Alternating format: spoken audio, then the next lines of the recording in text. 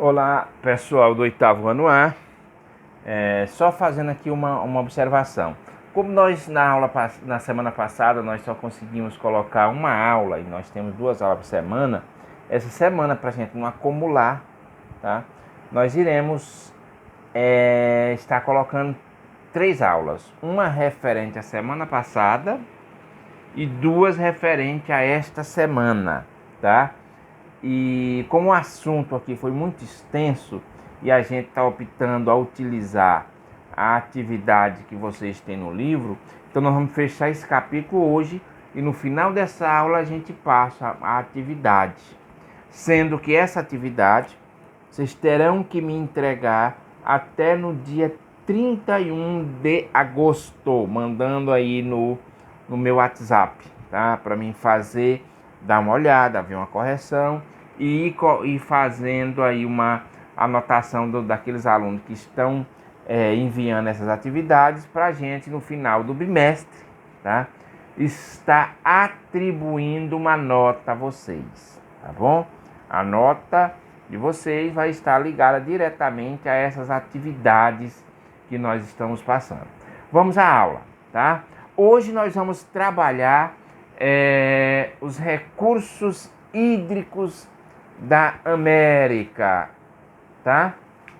Então nós vamos trabalhar, está dividida aí, tá? E mais precisamente na página 101, e nós vamos focar mais a questão dos recursos hídricos da América, mais ainda a América Latina, tá bom? A América Latina. Como a gente falou na aula passada, nós temos uma divisão histórico-cultural, que é a América Anglo-Saxônica e a América Latina, tá? Vocês lembram que na aula passada, em uma das aulas passadas, eu falava para vocês que a América Latina, por que esse nome de América Latina? Porque os países que colonizaram o México para baixo, tá? Do México na direção da Patagônia Argentina, foram, na sua grande maioria dos países, esses países eles foram colonizados por Espanha e Portugal, tá? Com algumas exceções, mas na sua grande maioria dos países foram colonizados, aliás, pelas potências europeias da época, né? As duas grandes potências no sentido da navegação, que era Espanha e Portugal. Então vamos ver recursos hídricos da América Latina. Só recapitulando, recursos hídricos, gente, quando a gente fala em recursos hídricos, nós estamos falando em recursos da água, nós estamos falando de água, tá? Recurso hídrico é isso, é água, são os rios, as lagoas, as águas subterrâneas, tudo isso aí. Então diz assim, ó, a América Latina apresenta grandes reservas hídricas, ou seja, é uma parte do continente onde nós vamos ter uma grande quantidade da água doce do planeta. Entenderam?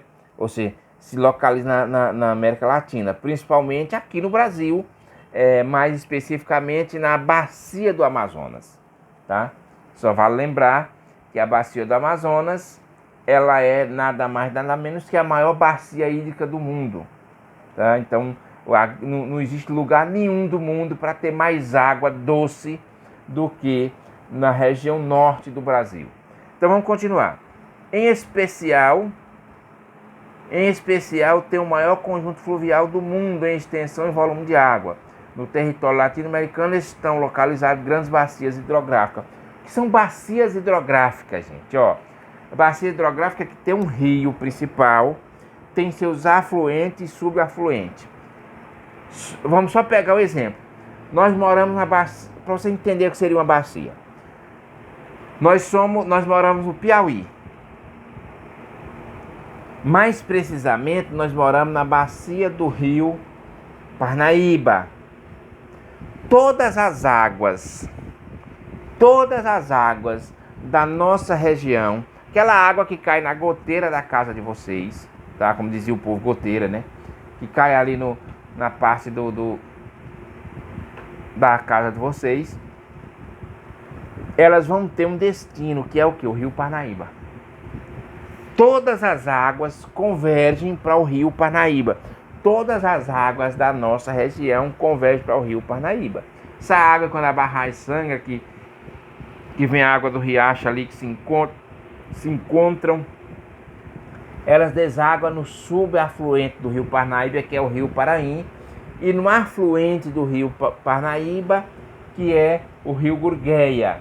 Entendeu? Então ela vai todo esse conjunto. Então todo esse conjunto de rios, de brejos, e tudo que nós temos, que a água faz que a água é uma água corrente, o destino dela é o quê?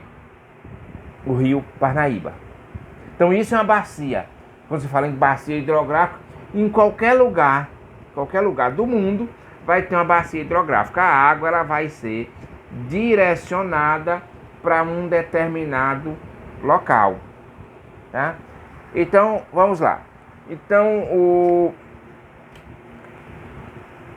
assim, no território latino-americano estão localizados grandes bacias hidrográficas que são economicamente muito importantes. Lógico, são dessas áreas, por exemplo, na produção de alimentos e também em transporte.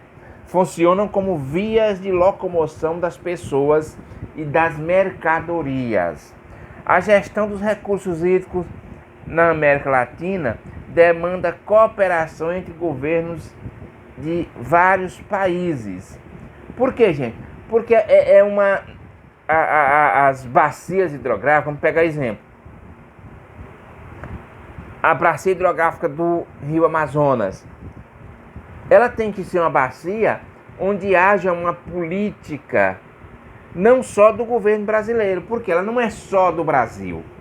Ela é uma bacia hidrográfica que vai além das fronteiras do Brasil. Ela tem ela no Peru, tem ela na Bolívia, se eu não me engano. Então ela nasce lá na Cordilheira dos Andes e deságua para cá. Então tem que ser uma política voltada para como uma forma de cooperação para proteger essa bacia. Ou seja, proteger de quê? Porque as bacias elas têm que ter uma proteção do meio ambiente que a cerca, porque uma bacia ela pode ser com a exploração predatória, ela pode sofrer danos e pode perder parte de sua capacidade, como por exemplo os rios menores, eles podem morrer e isso prejudica toda essa rede hidrográfica. Aí então o que acontece?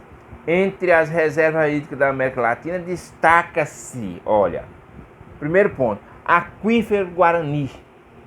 O que é um aquífero? É água subterrânea, um dos maiores aquíferos, ou seja, a água subterrânea. Fica aqui no Brasil, o aquífero Guarani, na Argentina também, no Paraguai, não sei se no Uruguai. As bacias do rio Amazonas, da Prata e do rio Orinoco são aí as principais regiões hídricas do continente da América Latina. Ou seja, sendo o mais importante, lógico, a bacia do Amazonas, por ser a maior do mundo. Então a bacia do Amazonas, ou seja, como a gente já falou, ela tem cerca de 7 milhões de quilômetros quadrados. E ela nasce lá nos Andes, tá? Que vai pegar, olha os países: Bolívia, Brasil, Colômbia, Equador, Guiana, Peru, Venezuela e Suriname. Por isso que eu falava para vocês que a bacia do Amazonas ela tem que ter um olhar além do Brasil. Ela tem que ser ter uma política de proteção que trabalhe em conjunto para proteger essa bacia. Bacia do Orinoco, né? Ela fica na Colômbia, tem 880 mil quilômetros quadrados, tá? E tem uma rica biodiversidade. O Orinoco é um rio navegável, tá? Típico da região, e ele é fundamental para a integração dos territórios no interior da Colômbia e da Venezuela, ou seja, ele é navegável, então ele funciona como uma forma de locomoção. Nós temos a bacia do Rio da Prata, tá? Que fica na região aqui do sul do Brasil, da Argentina e Uruguai, Paraguai, essa região toda aí, tá? Essa é considerada a quinta maior bacia hidrográfica do mundo. A bacia do Rio da Prata abrange diversos biomas, como o Pantanal, os Pampas Gaúchos, o Cerrado e a Mata Atlântica. Ela apresenta grande número de planalto, número de rios de planalto, aliás, como o Paraná e o Iguaçu, que são dois rios aqui que nós temos também no território brasileiro. E temos também o aquífero Guarani, maior reserva de água doce do mundo subterrâneo. Fica com centenas de metros de profundidade, com uma área de cerca de 1,2 milhões de quilômetros quadrados, ou seja, 1.200.000 quilômetros quadrados. O aquífero se estende do território de 4 países: Brasil, Paraguai, Uruguai e Argentina, tá? E nós temos aí os chamados rios voadores. Além das reservas hídricas terrestres, a América Latina conta com grandes reservas de água atmosférica. São as grandes massas de ar que se deslocam na região do nosso continente. Então aí nós temos o que? Nós temos essas regiões, são o que? Nuvens da região amazônica, que concentra grande quantidade de água que evapora do Oceano Atlântico. Ao chegar à região amazônica, essas nuvens recebem mais água devido à umidade que caracteriza o clima da floresta tropical. Ao se deslocar para a Cordilheira dos Andes, em razão da elevada altitude, essas nuvens não conseguem ultrapassar a barreira do relevo.